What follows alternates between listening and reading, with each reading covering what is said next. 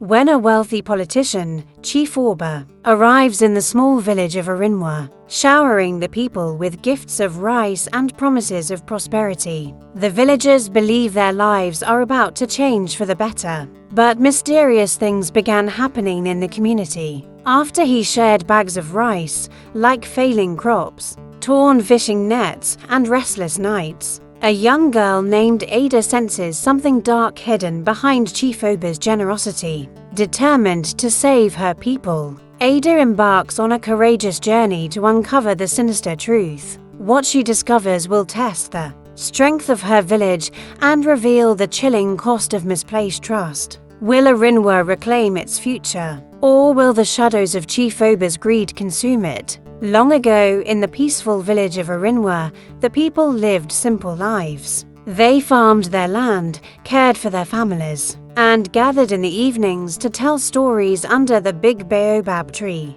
Life was not easy, but it was filled with joy and hope. The villagers shared what little they had, and their bonds were strong. They knew each other's secrets, laughed at each other's jokes, and stood together in times of trouble. But all of that changed with the arrival of Chief Oba, a wealthy politician who promised to bring prosperity to the village. One sunny afternoon, Chief Oba arrived in Arinwa in a convoy of shiny black cars. The air buzzed with excitement and curiosity as the villagers gathered to see the spectacle. Chief Oba wore a bright agbada that sparkled in the sun, and his smile was as wide as the river. His presence exuded power and wealth, something the villagers had rarely seen. The women whispered to one another, marveling at his shoes that gleamed like polished gold. "He must be a very important man," one of them said. "I heard he built a hospital in the next village," another added.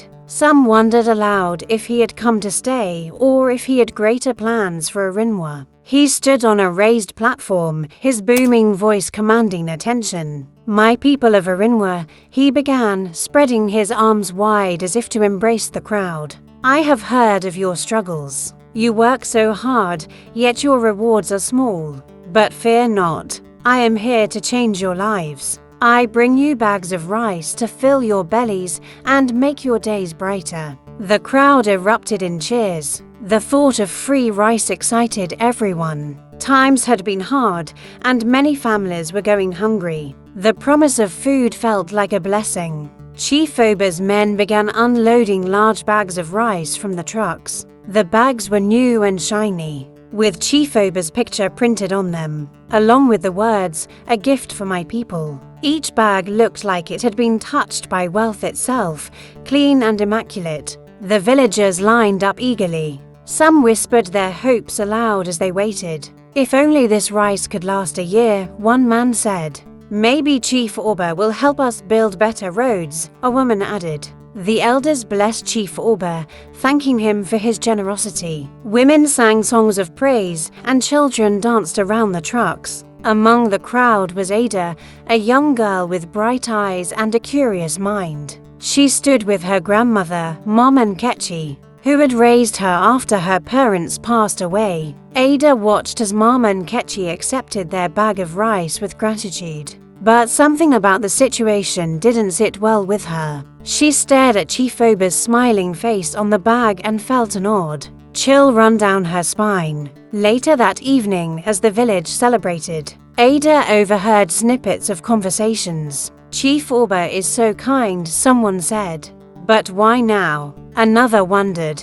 "Maybe he wants our votes," someone whispered in hushed tones. Others speculated about his sudden generosity. "I heard his rival is planning to visit villages too. He's probably trying to win us over first," a young man said, rubbing his chin thoughtfully. Ada's ears perked up, and her curiosity grew. What seemed like a joyous occasion now felt layered with questions. That night, the villagers cooked the rice and feasted like they hadn't in months. The air was filled with laughter, songs, and the delicious aroma of freshly cooked food. Families gathered around their fires, sharing stories and dreams. Yet, Ada couldn't shake the strange feeling she had when she looked at Chief Oba's smiling face on the bag of rice. Something about it seemed wrong. She watched her grandmother's face as she ate, and for the first time, she noticed a flicker of hesitation in Mama Nkechi's usually wise eyes. The next morning, things began to change. Chika, the best fisherman in the village, was the first to notice. His fishing nets, which had always been strong, suddenly tore apart when he tried to catch fish. "I've never seen anything like this," he muttered, holding up the frayed ends of the net. Then there was Ez, the village's strongest farmer. His crops, which had been growing beautifully, began to wither overnight. Tools that were sturdy broke without reason. Animals fell sick, and children grew restless at night, waking up from nightmares they couldn't explain. The joy from the feast quickly turned into fear and confusion. The sound of laughter that had filled the village was replaced by worried murmurs and uneasy silence. Ada's grandmother was among those who started to feel unwell. Mama Nkechi, who was once full of life and energy, grew weaker each day. Her laughter faded, and she spent more time lying on her mat, staring at the ceiling. Ada stayed by her side, feeding her and keeping her company. But nothing seemed to help. The once vibrant village was now cloaked in an air of despair. Ada observed how her grandmother's fingers trembled slightly as she clutched her wooden staff. Mama Nkechi began speaking less, her once lively voice now barely a whisper. Gossip spread like wildfire. "Do you think it's the rice?" one woman asked her neighbor. "Maybe it's a test from the gods," another whispered. Some speculated that Chief Oba's gifts had hidden motives. "Why would a rich man care about a small village like ours?" they murmured. Others dismissed the notion, saying, "It's just bad luck. These things happen." Ada listened to these conversations, her mind racing with questions. She couldn't ignore the sinking feeling in her chest. One evening, as the sun set over Arinwa, painting the sky in hues of orange and purple, Ada sat by the baobab tree, deep in thought. She remembered something her grandmother always said: "Not every gift is a blessing." Those words echoed in her mind, and she knew she had to find answers. Determined, Ada decided to visit the village's oldest storyteller, Boba Kolu. He was wise and had seen many things in his long life. If anyone could help, it was him.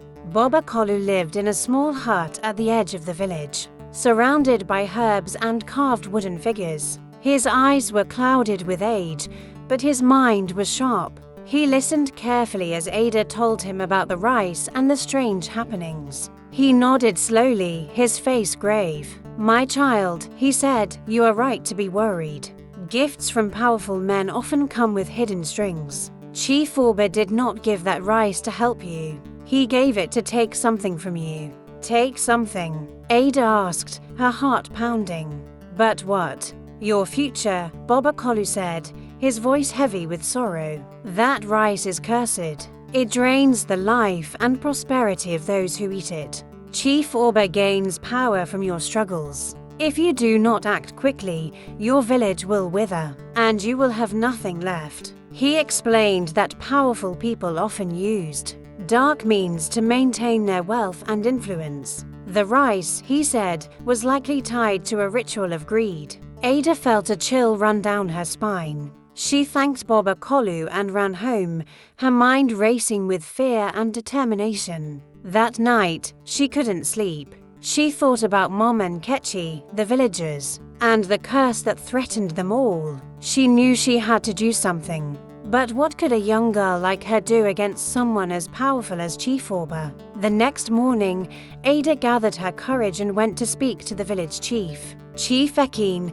she told him everything Boba Kolu had said. At first, Chief Ekin dismissed her concerns, saying she was just a child. But as more villagers came forward with their misfortunes, he began to take her seriously. Ada could see the worrying etched into Chief Ekin's face as he listened. The chief was torn between disbelief and the weight of the growing evidence. Together, Ada and Chief Ekin called a meeting under the baobab tree. The villagers gathered, their faces filled with worrying and desperation. Ada stood before them, her small frame trembling but her voice strong. "We must return the rice," she said. It is not a gift, it is a curse. Chief Oba is stealing our future. She explained everything she had learned from Bobakolu, her voice steady despite her fear. Some villagers nodded, but others hesitated. How can we return it? Asked Chika. We have already eaten it. Others murmured in agreement, saying it was too late to reverse the harm. The room was filled with uncertainty. We can still fight, Ada said. We must confront Chief Oba and demand he lift the curse. We may be small, but together we are strong. She looked around at the villagers, her eyes filled with determination. If we let fear stop us now, we will lose everything. But if we stand together, we can reclaim our future. The villagers agreed, and together they devised a plan. They would travel to Chief Oba's mansion in the city and demand justice. With Bobakalu's blessing, Ada led the way. She carried a small pouch of soil from the baobab tree, a symbol of their unity and strength. Every step they took felt heavy, but the villagers found strength in their shared determination. When they reached Chief Oba's grand mansion, they were met with towering gates and armed guards. The guards sneered at the villagers, dismissing their presence, but the villagers stood firm, their voices rising in chants that echoed through the city streets. Ada, though young and small, stepped forward with courage. Her voice, though trembling, was loud and clear. We demand to see Chief Oba. He must undo the curse he has placed on our village. The commotion drew attention, and soon onlookers from the city gathered to see what was happening. The pressure mounted, and finally, Chief Oba himself appeared on the balcony. His face twisted in annoyance. What is the meaning of this noise? He barked. Ada, with the villagers behind her, addressed him boldly. You have taken what is not yours. Chief Oba, you promised us prosperity, but your gifts have stolen our future. Lift the curse, or we will not leave. Villagers watched as a dark shadow lifted from the air around them, dissipating into the sky. Relief washed over them. But Ada's eyes remained fixed on Chief Oba. You will never return to Arinwa, she said firmly. If you do, you will face the strength of our unity again. Chief Oba nodded, his face pale with fear. He retreated into his mansion, and the gates closed behind him. The villagers, victorious, began their journey home, their spirits high and their bonds stronger than ever. As they walked, they sang songs of hope and unity, their voices carrying the promise of a brighter future. From that day on, the people of Arinwa remembered the lesson they had learned. Not every gift is a blessing, and true strength comes from standing together. Ada became a symbol of courage and wisdom, her story told for generations, as a reminder that even the smallest voice can bring about great change when backed by the power of a united community.